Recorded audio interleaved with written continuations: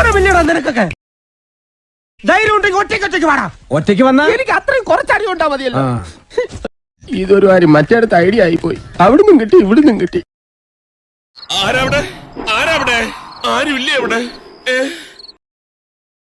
ഇവനേതാ?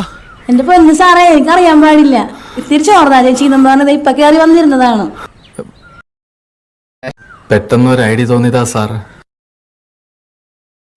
ഒരു ചൂണ്ടിട്ടതാ. ഈ ചൂണ്ടിലേക്കാണ് കൊത്തൂണ. കൊത്തും.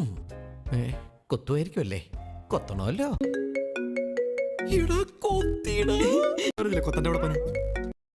പുരുഷനിപ്പം യുദ്ധമൊന്നുമില്ലേ? ഒരു യുദ്ധം ഏത് നിമിഷം ഉണ്ടായേക്കാം, അല്ല പ്രശ്നേട്ടാ? അതെ.